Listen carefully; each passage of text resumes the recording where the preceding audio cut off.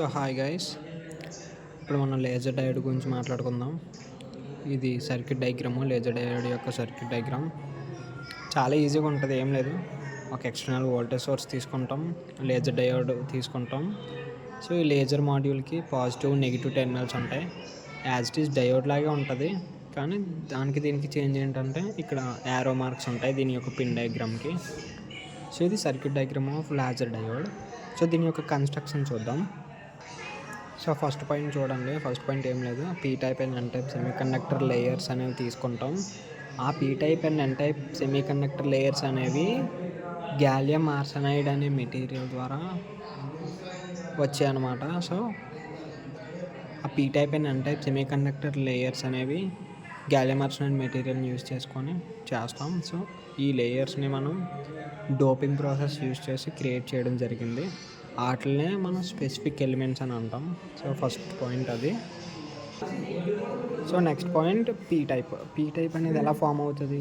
Adding trivalent impurities to the semiconductor material like aluminium or zinc. Trivalent impurities అనేవి add చేస్తే P type మెటీరియల్కి, అప్పుడు ఈ P type semiconductor material అనేది form అవుతుంది. అల్యూమినియం ఆర్ జింక్ మెటీరియల్స్ని మాత్రమే యూజ్ చేయాలి మనం ఇక్కడ. సో నెక్స్ట్ పాయింట్ చూడండి, ఎన్ type formed by adding pentavalent impurities like selenium or silicon. So N type material అనేది ఎలా ఫామ్ అవుతుందంటే, ఒక ప్యూర్ సెమీకండక్టర్ మెటీరియల్కి పెంటావాలెంట్ ఇంప్యూరిటీస్ని యాడ్ చేయాలి, అవి కూడా సెలీనియం ఆర్ సిలికాన్. సో అప్పుడు ఈ N type material, N type semiconductor material అనేది ఫామ్ అవుతుంది మనకి. సో చాలా ఈజీగా ఉంటాయి పాయింట్స్ అనేవి, మీరు అర్థం చేసుకోవడానికి ట్రై చేయండి, బై హార్ట్ మాత్రం చేయకండి. సో నెక్స్ట్ పాయింట్ చూద్దాం. సో నెక్స్ట్ పాయింట్ ఏంటంటే, ఒక యాక్టివ్ లేయర్ని సెమీకండక్టర్ మెటీరియల్కి ఈ P type and N type semiconductor మెటీరియల్స్కి మధ్యలో శాండ్విచ్ చేస్తామన్నమాట. అంటే ఆ రెండింటికి మధ్యలో యూజ్ చేస్తామన్నమాట. ఒకసారి పాయింట్ చదవండి, మీకు అర్థమవుతుంది. యూజింగ్ యాక్టివ్ లేయర్ అంటే intrinsic of thin and doped layer of the semiconductor material is sandwiched between the P type and N type layers. P టైప్కి ఎన్ టైప్ లేయర్స్కి మధ్యలో ఒక సెమీకండక్టర్ మెటీరియల్, అది కూడా అన్డోప్డ్ లేయర్ అనే సెమీకండక్టర్ మెటీరియల్ని sandwich చేయగలిగితే దాన్ని మనం యాక్టివ్ లేయర్ అని అంటాం. సో ఈ పాయింట్ అది. So next point, optical cavity. The two ends of the active layer are polished to create a highly reflective surface. So optical cavity అంటే యాక్టివ్ లేయర్ యొక్క టూ ఎండ్స్ అనేవి మనం polish చేస్తామన్నమాట. ఎందుకు? To create a highly reflective surface. ఇది main, దీని యొక్క light అనేది రిఫ్లెక్ట్ అవ్వడమే కదా మనకి మెయిన్ ఎయిమ్. సో ఇది హైలీ రిఫ్లెక్టివ్ సర్ఫేస్ కోసం మనం ఆప్టికల్ క్యావిటీని యూజ్ చేస్తున్నాం ఇక్కడ. So next point, so working చూద్దాం ఒకసారి. ఏం లేదు, ఎప్పుడైతే వోల్టేజ్ అనేది మనం అప్లై చేస్తామో పిఎన్ జంక్షన్ డయోడ్ లాగే ఇది వర్క్ అవుతుంది. కాబట్టి ఎలక్ట్రాన్స్ అనేవి ఎన్ టైప్ మెటీరియల్ నుంచి ఇంజెక్ట్ అవుతాయి, అంటే రిలీజ్ అవుతాయి. హోల్స్ అనేవి పీ టైప్ మెటీరియల్ నుంచి, పీ టైప్ సెమీకండక్టర్ మెటీరియల్ నుంచి ఆర్ ఎల్స్ పాజిటివ్ టెర్మినల్ నుంచి రిలీజ్ అవుతాయి. ఏం లేదు, ఎప్పుడైతే వోల్టేజ్ అనేది అప్లై చేస్తామో పిఎన్ జంక్షన్ డయోడ్ అనేది కండక్షన్ స్టార్ట్ అయ్యి నెగిటివ్ టెర్మినల్ నుంచి ఎలక్ట్రాన్స్ రిలీజ్ అవుతాయి అండ్ పాజిటివ్ టెర్మినల్ నుంచి హోల్స్ రిలీజ్ అవుతాయి. సో నెక్స్ట్ పాయింట్ చూడు, these electrons and holes recombine and their excess energy is released as a photon.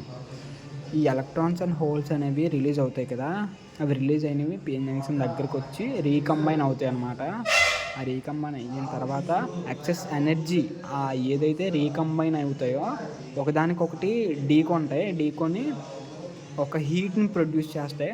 ఆ heat in the form of photons అనమాట. ఆ హీట్నే మనం ఫోటాన్స్ అనుకుంటాం ఇక్కడ. So then produced spontaneous emission. అంటే స్పాంటేనియస్ ఎమిషన్ అంటే కంటిన్యూస్ హీట్ ఎనర్జీ. ఆ continuous heat energy in the form of light energy అనమాట. So then produces spontaneous emission. కంటిన్యూస్గా లైట్ ఎనర్జీని ప్రొడ్యూస్ చేస్తుంది. సో నెక్స్ట్ పాయింట్ చూద్దాం. The laser diode structure includes two mirrors as its ends, one fully reflective and another one is partially reflective. ఏం లేదు, ఈ laser diode work అవ్వాలి అంటే main మనం టూ మిర్రర్స్ అనేవి యూజ్ చేస్తాం దీంట్లోని. అవి దాని యొక్క స్ట్రక్చర్ని డిఫైన్ చేస్తాయి అన్నమాట.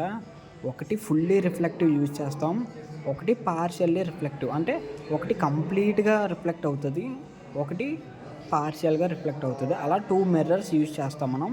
ఆ next point, the photons bounce back and fourth between these mirrors. మీరు ఎగ్జాంపుల్, ఎప్పుడైతే మనం ఒక మిర్రర్కి మీరు ఎప్పుడైనా ఒక టార్చ్ లైట్ కానీ ఒక ఎల్ఈడి లైట్ కానీ ఒక మిర్రర్ వైపు ఫోకస్ చేసి పెట్టండి, అది రిఫ్లెక్ట్ అవుతుంది. So as it is same operation. ఎప్పుడైతే ఫోటాన్స్ అనేవి ఆ మిర్రర్కి రిఫ్లెక్ట్ అవుతాయో, సో బౌన్స్ బ్యాక్ అవుతాయి. ఎప్పుడైతే దాని మీద ఆ రేస్ అనేవి పడ్డాయో ఆ మిర్రర్ నుంచి బౌన్స్ బ్యాక్ అయ్యి ఒక ఫోర్త్ అనేది క్రియేట్ అవుతుంది. So next point, with each pass between the mirrors the photons trigger more and more stimulated emission. ఎప్పుడైతే ఆ లైట్ రేస్ అనేవి మిర్రర్స్ మీద పడ్డాయో ఫోటాన్స్ అనేవి మోర్ అండ్ మోర్, అంటే ఫర్ ఎగ్జాంపుల్ ఇక్కడ ఒక మిర్రర్ ఉందనుకోండి, ఇక్కడ ఒక మిర్రర్ ఉందనుకోండి, దీనికి తగిలి దీనికి తగులుతుంది, అగైన్ దీనికి తగిలి దీనికి తగులుతుంది, అలా కంటిన్యూస్గా రిఫ్లెక్ట్ అయ్యి మనకి మోర్ స్టిమ్యులేటెడ్ ఎమిషన్ అనేది రిలీజ్ చేస్తుంది. అంటే మోర్ రిఫ్లెక్టెడ్ రేస్, అంటే మోర్ హీట్ ఎనర్జీని రిఫ్లెక్ట్ చేస్తుంది. అలా ఎప్పుడైతే హీట్ ఎనర్జీని రిఫ్లెక్ట్ చేస్తుందో, ఇందాక చెప్పాను కదా, heat energy in the form of emission అనమాట, స్పాంటేనియస్ ఎమిషన్ అని ఉన్నాం కదా, ఫోటాన్స్ రూపంలో అది రిలీజ్ చేస్తుంది.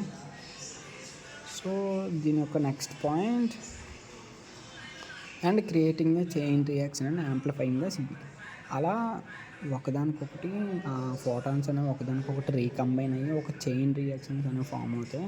ఎప్పుడైతే చైన్ రియాక్షన్స్ అనేవి ఫామ్ అయ్యాయో మనకి అవుట్పుట్ ఎలా ఉంటుంది, లైట్ అనేది యాంప్లిఫైడ్ రూపంలో ఉంటుంది. అంటే ఇన్పుట్ మనం 10 volts ఇస్తే అవుట్పుట్ 100 volts వస్తుంది అన్నమాట. సో అంతలా యాంప్లిఫై అయ్యి వస్తుంది అన్నమాట. సో నెక్స్ట్ పాయింట్ చూద్దాం. This builds up large population of photons moving in the same direction. ఏం లేదు, ఇలా ఫోటాన్స్ అనేవి పెరిగే కొద్దీ ఒకే సేమ్ డైరెక్షన్లోని ఆ photons, number of photons, lakhs of photons అన్నీ ఒకే డైరెక్షన్లో ఫ్లో అవ్వి ఒక కంటిన్యూస్ లైట్ అనేది వస్తుంది అనమాట. So eventually sufficient number of photons are produced, excess light passes through the partially mirror and highly generates a directional laser beam. ఇంకా output మనకి ఏముంటుంది, నెంబర్ ఆఫ్ ఫోటాన్స్ అనేవి సింగిల్ డైరెక్షన్లో ఫ్లో అయితే అవి ల్యాక్స్ ఆఫ్ ఫోటాన్స్ ఉంటాయి. సో మన input ఇచ్చింది చాలా తక్కువ, బట్ ఆ పార్షియల్లీ రిఫ్లెక్టివ్ మిర్రర్ని హైలీ రిఫ్లెక్టివ్ మిర్రర్ని యూస్ చేసుకొని కంటిన్యూస్గా అవి రిఫ్లెక్ట్ అవ్వడం వల్ల it generates a direction of laser beam అనమాట. అవుట్పుట్లో ఒక లేజర్ కంటిన్యూస్ చాలా దూరం వరకు, కొన్ని కిలోమీటర్స్ వరకు కూడా ఇది ఫ్లో అవ్వగలదు, అంత పవర్ ఉంటుంది ఇది.